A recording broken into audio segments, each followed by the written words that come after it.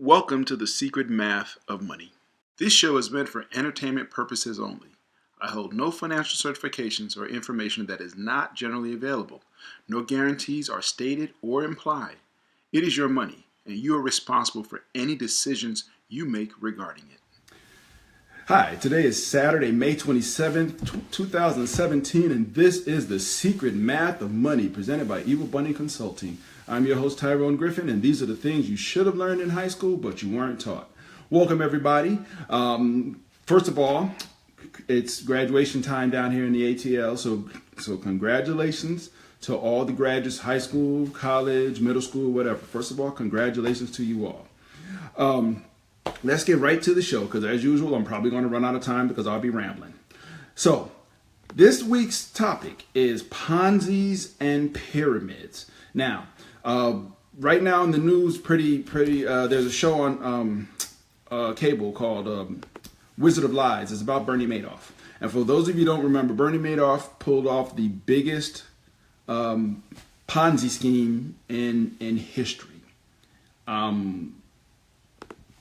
$65 billion, I think, was the last count of it. It was the biggest in history. How did he pull it off? I saw a show this week on it.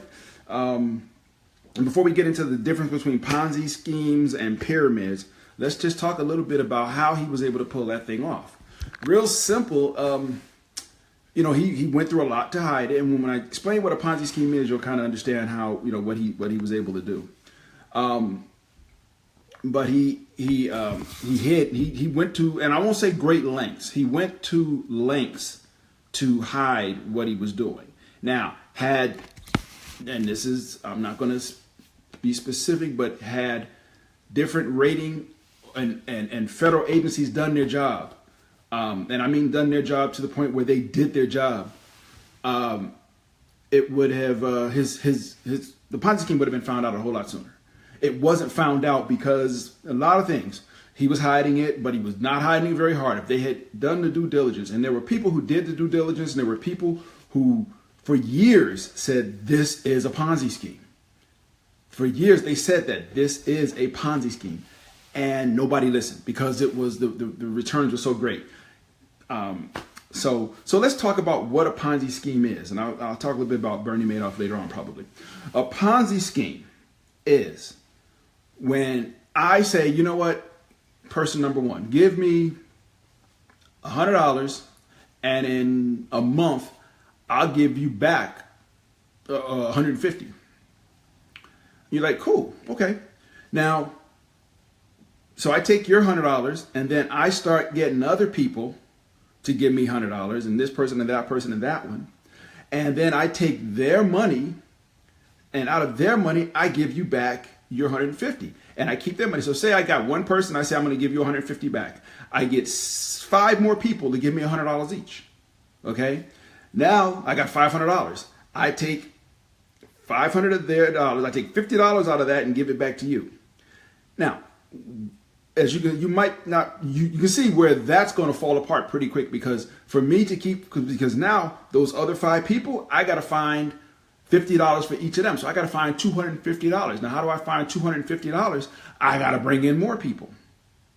Okay, so I got to keep bringing in people to keep paying off the $50 that I promised everybody. So now I give you back your $50, and you're like, hey, I like this deal. So maybe you turn around and give me back another $100. Well, I take money out of that to go pay other people. So I keep doing that. Now, from your standpoint, you don't see the difference. You just know that every once in a while you give me $100 and I give you back $150. To some extent, before I start, I always say this and I always forget to say it. Consider this podcast, this show, this live feed to be entertainment. I'm not a certified planner. I'm not certified in any financial way at all. I just have a master's degree in finance. That's it. I don't guarantee anything. If you don't believe what I'm saying, fine. Go research it yourself. That's what I want you to do, okay? So anything I say or do is strictly my opinion. Take it for what it is. If you decide to follow something I say and it doesn't work out, you're on your own. If it does work out, feel free to send me some money, okay? So got that out of the way. So anyway, I was saying to some extent, and I'm not saying that banks are Ponzi schemes, but To some excuse me extent, this is how banking works.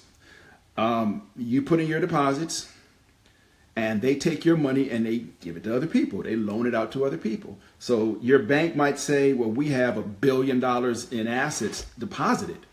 But if you went into the vault at any one time, there might probably be, and I don't know, I'm making up numbers, there might be $100 million in there. Well, what happened to the billion? Well, the other 900 million, they made loans and this and that, and they did other things with. But if you say, well, I want my money back. Well, unless you got $1 billion, or unless you put $1 billion in, they say, I want my $400. Okay, here's your $400. See, they got that $100 million in there. So to some extent, that's how banking works. They make loans. They make other things. The money comes in. So long as the money is coming in, they can send it out. One of the fears that most banks, all banks have, one of the fears, the absolute fear that banks have is what's called a run on the bank. And that's happened a few times in history. It usually happens when there's financial uncertainty, there's financial instability, where maybe the economy is bad, wartime, things like that. People run to the bank to get all their money out because it's better to have it here and be able to get to it than to have it locked up in a bank and it gets robbed. And so there have been runs on the bank. Now, what is a run on the bank? It's when everybody runs to the bank to get their money. Now, remember, this bank had $1 billion on deposit. It loaned out 900 million. It only has 100 million really in its vault. It's got a record of all the other 900 million, but it's really only got 100 million in cash. Their fear is, round numbers, $500 million worth of people come back and say they want their money. The bank don't have it. That happens sometimes. It doesn't happen very often. It happened a lot years ago during the SNL crisis, and maybe I need to do a show on that SNL crisis because that was interesting too. But yeah, there was uncertainty. So people said, well, I want my money. So everybody ran to the bank. And the banks had to shut down because they were insolvent. Why? Because they didn't have any money. Even though the record said we got $1 billion. You looked in the vault and they had 100 million. And they looked outside and they had people wanting 500 million and they just had to shut down because they're like, we ain't got no money. Okay? That's, interestingly enough, is what brought down Bernie Madoff.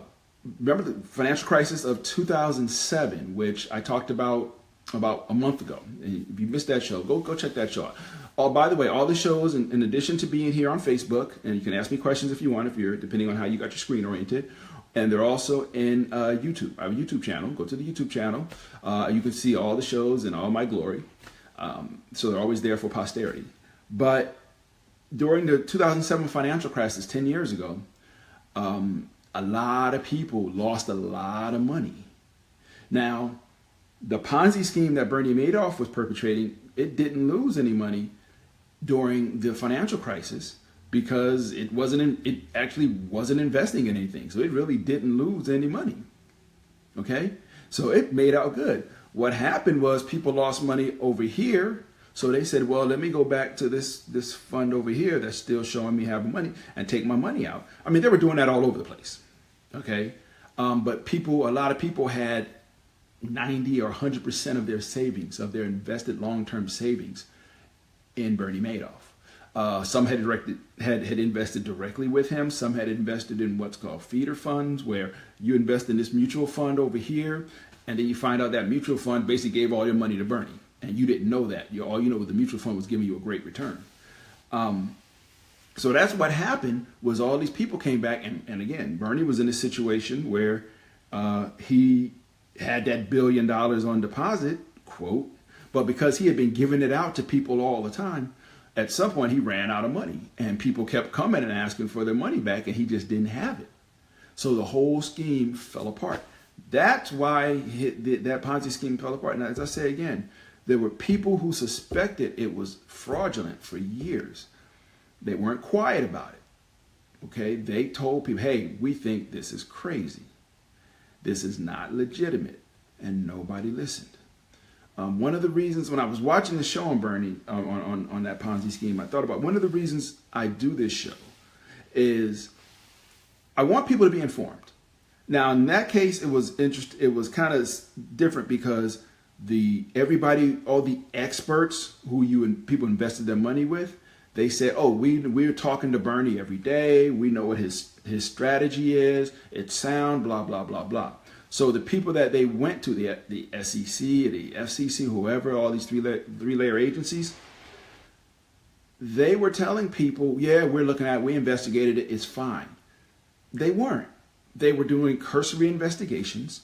They were going and asking, "Hey, is this good?" And he was like, "It's good." And they were just, "Okay," and signing off. And I'm sorry, but that's what was really happening. I'm not pulling, I mean, it's documented fact. That's what was happening.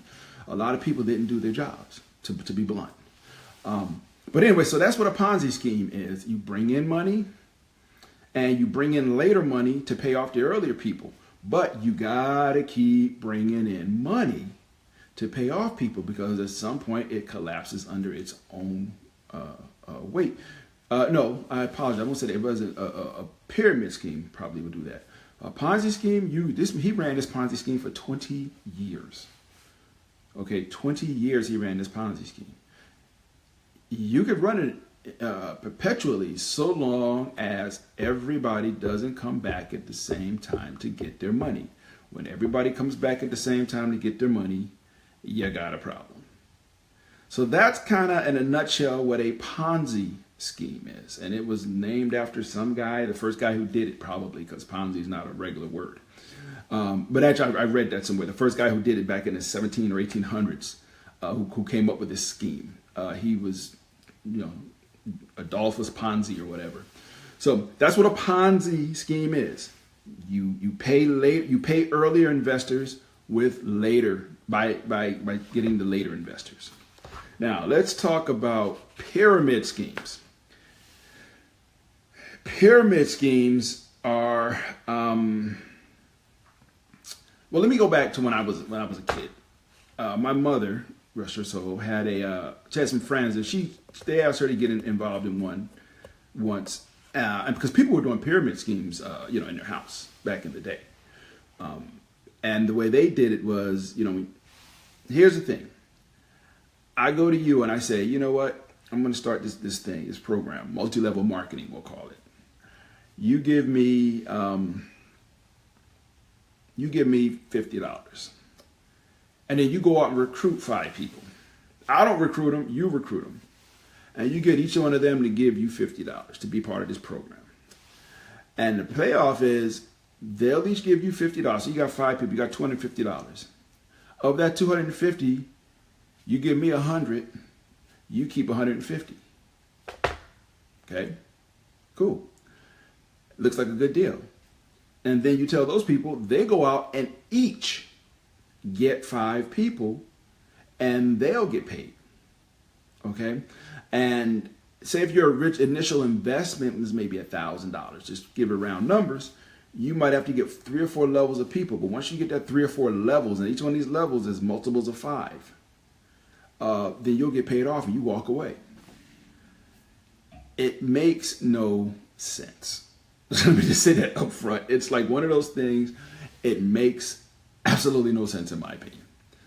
Because what happens is, this is something, a pyramid scheme will collapse under its own weight. What do I mean by that?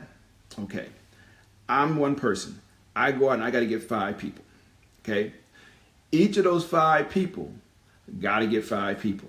So it's one person, now it's 5, now it's 25. Now each of those 25 got to go get 5 people. So now you're talking 125 people. Each of those 125 got to get 5 people. Now you're talking 600 and some people.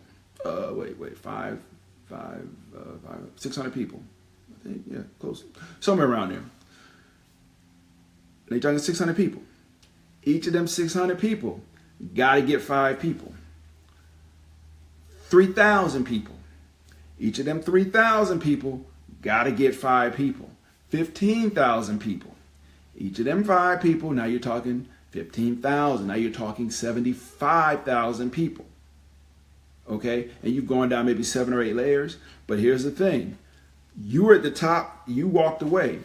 There's somebody, because each time the thing splits, it's new pyramids, new independent pyramids. But to get fully paid, depending on the structure of it, you might have to get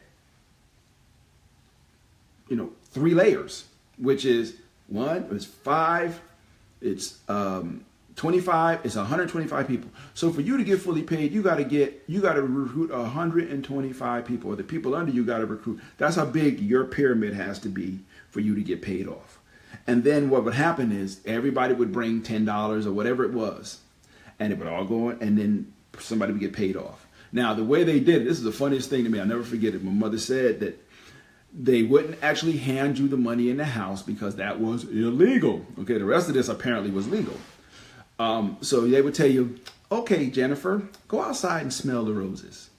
I had pretty roses in my front yard. Go outside and smell them. And you go outside. Nice smell, pretty roses. Oh, what's that? An envelope. Oh, an envelope in the rose bush. Shut up. Oh, it's some money. I ain't gonna tell nobody. I'm going home. That's how you got paid. Okay, I never forget that. That always cracked me up. It makes no sense. Because again, you're talking the number of people. Depending on the cost structure, if you got to get 3 levels of people, in this example, you got to get 125 people. And this is not, I'm not throwing crazy numbers out there. If you said 3 people, if you got, I recruit 3 people, each of them 3 got to get 3. That's 9. Each of those 9 got a 3. That's 27. Each of those 27 got to get 3. That's 64, 21, 61, something like that.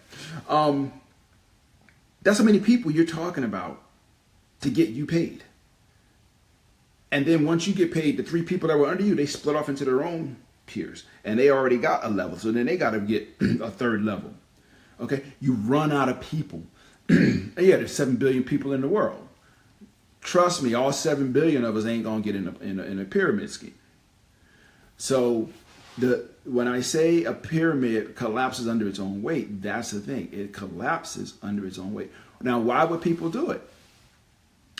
Somebody came to you and said, hey, give me $100 and in a month or 2 weeks, I'll give you back 150. You're like, yeah, okay. Then you got to go out and grab some people. Okay. Greed. Plain and simple. That's what people do. Greed. Same thing with the Ponzi scheme. And I'm not going to jump back and forth, but the Ponzi scheme, people were greedy. People were making 18% return every year. They had this closed group that nobody else knew about. And they were like, hey, and Bernie, I saw some of the interviews he gave and stuff, and he was saying, people were greedy. He's right. People were greedy. That's a big part of it. People were just greedy. He was a thief, but people were greedy. So anyway, I'm sorry. Jumping back to pyramid scheme. So that's kind of what a pyramid scheme is. It's basically, it's like 1 person to 3 or 5 to whatever else, and it just goes out. So that's why they call it a pyramid scheme. It has taken on there's another word for it, and you heard me mention it earlier, multi-level marketing. Now, most of you have probably been approached, one time or another in your life by a friend or associate who said, hey, you want to work for yourself? Or I got something I want to show you. Why don't you come over to my house for a presentation? I can't tell you what it is. It's such a great opportunity. I can't tell you what it is, but just come over for a presentation. I had that pitch, where somebody actually said to me, hey, and I can't tell you what it is, so just come over to the house, and I want to do a presentation of this great opportunity. I said no. Why? What was a great opportunity? I don't know in this specific case, but I've been approached like that before. That's why I knew. What happens is, and this is being very general, what happens is you'll go over, they'll do a presentation of some product. Maybe it's vacuum cleaners, maybe it's personal hiney wipers or whatever. It's some great product that sells itself. Okay? In your spare time, you could run your own business. You could be your own boss, your own entrepreneur. All you need to do is spend, and you just work when you want. You don't want to work? Don't work. Just work when you want. It depends on how hungry you are, how much you want to make. Do you want to be rich? Are you willing to work hard? This is the opportunity for you. Yeah, that's kind of the pitch you get. But whatever it is they're selling, they'll say, well, this is a presentation. If you want to do the full training of how to sell this great product, that sells itself, that we guarantee. And here's the projected income from our first year sales reps. Here's the kind of money people are making every day. Don't you want to be a part of that? Okay. This is, they'll show you all kinds of charts and graphs. They'll show you pictures from the last convention where everybody the new young 26-year-olds that just joined the $1 Million Club, how they walk up on stage and everybody claps, hey, Hercules, Hercules. And they just do stuff, and they just, a whole big auditorium and everybody, you're the man or you're the woman, you're great, blah, blah, blah. And you're like, wow, oh, this is awesome. I can work for myself. I ain't got no boss. Nope. Do what you want, when you want, how you want. We'll just give you all the tools you need to be the super salesperson that you were born to be. Okay, that's what they'll pitch you on. I know I should have been an actor. I know. But then, okay, well, you sign up. Yeah, what do I sign up? Yeah. I can make what? You could make $40,000 your first month. I can. What do I sign up? Right here. Okay. Now, here's what you need to do. This training that we're going to give you, it's 4 days. It's worth $5,000. But, we give it to you as a discount. We're only going to charge you $1,000 for this 4-day comprehensive training course at this lavish hotel. And maybe it includes your stay, whatever, and we're going to train you. You're going to sit in a room with our best salespeople, and they're going to show you how this is done. Okay? And when you walk out of there, you will be empowered. You will know how to do it, and you will be successful. We guarantee you work, you will be successful. Booyah. Okay. Enough of that. So, you'll I want to sign because I want to be rich. I want to be rich. And you'll sign up and you'll pay them $1,000 for the training. And part of the training, you have to buy the product. Okay. And then it's up to you to sell it. You buy it at a great steep discount and then you can sell it. Okay. But you got to commit to buying maybe one a month, one of these vacuum cleaners a month. That's minimum because you're going to sell one a week. So, but we just want to make sure that you're motivated. Okay. Now, what's happening is, you're buying that product. You're actually buying it kind of from the person who brought you into their house for that meeting, that initial meeting. They're getting a cut of that. And so are the people above them, in the pyramid. Again, you're giving your money and they're getting their cuts, okay? In a sense, they are not making their money off of selling the product. They're making their money off of recruiting people. And then you end up in a situation where you are stuck buying this product. And there are stories of people that have, whatever the product is, and they got them stacked up in their garage because they can't sell them, because they make you think that you are good enough to sell ice cubes to an Eskimo. And you're not, okay? You just ain't, But you're committed, that maybe they'll take your credit card or something, but you are committed where you have to buy these products every month. Whether you sell them or not, you are committed to buy an X number of products. Now, there have been a few of these companies that have been scrutinized and the federal authorities get involved. Because, again, they were making their money off of you paying for the training and you buying the product, not actually selling the product to people outside. And they're like, well, look, if you can't sell it, that ain't our problem, but you got to buy it. We gave you all the training, okay? What they don't tell you also is when you see, they show those great pictures and those videos of people at the convention and they're joining the $1 Million Club, it's a very, very, very small percent of people who ever get there. So every time you do sell, say you sell it and, they say you can buy it for this much, you sell it for that much. Somewhere in that price is their cuts, and there are multiple pieces of their cuts. So you selling vacuum cleaners. Every time you sell one, the person whose house that you did that initial presentation in, they're getting a cut. The Person above them is getting a cut. The person above them is getting a cut. And maybe it's set up where the first 10 you sell, you only get this much. But then after the 10, you get a lot more money. Why do they do that? Because after the first 10, you paid off everybody above. Okay. It's illegal from what I understand. I did a little bit of research on it, that if a company, and here's a perfect example, and I'm not trying to throw them under the bus, but they were investigated for this, Herbalife. And they were found to not be in, the question was, are they making their money off of selling product to consumers, or are they making their money off of selling their sales plan and selling product to their salespeople, to their associates? And they were found that they were selling more product to their salespeople because they had a tangible product and this and that.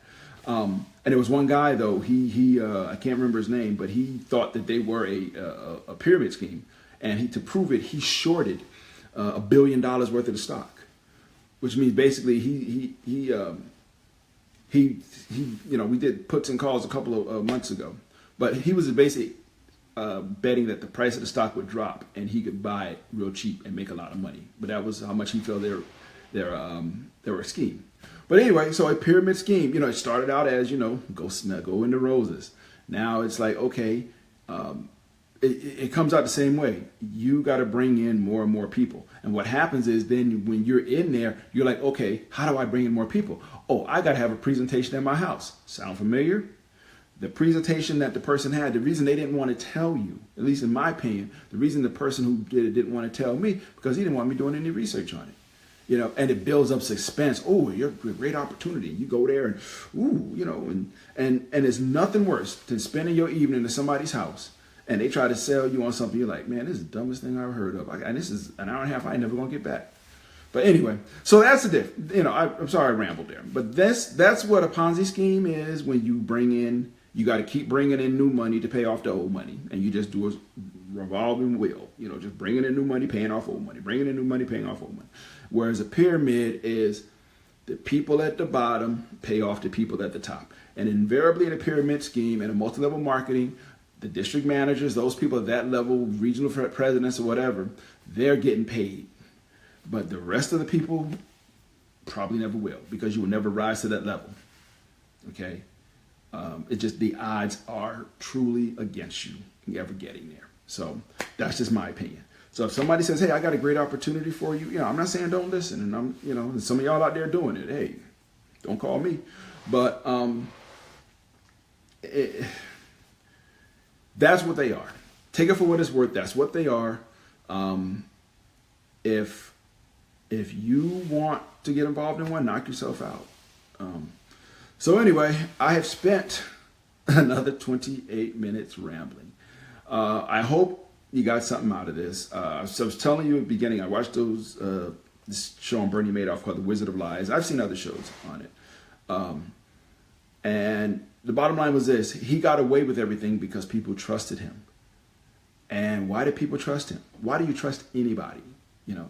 They're showing you documents, and he went through a lot to print off the documents that show. But it was when you get into it, it was so many dumb things that people were so trusting of. One person said, well, my return should be 18%. I don't want anything less than 18%. This is showing 16%. They just reprinted the document, changed the 16 to 18 and gave the guy a new document. He's like, cool. Like, really? And this was a guy with a couple $100 million with him. Beware. Anybody, bank, whoever, any company is trying to sell you something, rest assured they are making a ton of money off it, because ain't nobody trying to sell nothing that they're gonna make a loss on. Okay, it just ain't gonna happen. So banks, anybody else, I'm not saying it's wrong. It's just understand, when they come up with new products, ain't nobody gonna sell a product that's losing money. Okay, so don't ever think that. Ain't nobody gonna ever do that. It might be great, it might be perfect for you in your situation, but understand, they didn't put it out there because it was perfect for you. They put it out there because they're making money off it. That's just the reality. Okay, period. So anyway, thank you again. I hope you enjoy these shows. I hope I'm not trying to sell anything. So, I just got a passion for money or teach. I think I'm channeling my mother. She was a teacher, and I think I just want to teach, but I ain't going into the schools because the kids is crazy. But anyway, everybody, have a great Memorial Day weekend. If it's graduation time, congratulations to everybody out there who graduated, who knows somebody who graduated. Okay. With that, I'm going to go to a jazz festival, and then I'm on vacation. So you take care. I'll see you all on this show in 2 weeks. Have a great day, and we will hopefully talk again too. If you got any questions, hit me up on Facebook Live or Facebook, and I'll answer them the next show. Take care, y'all. Bye-bye.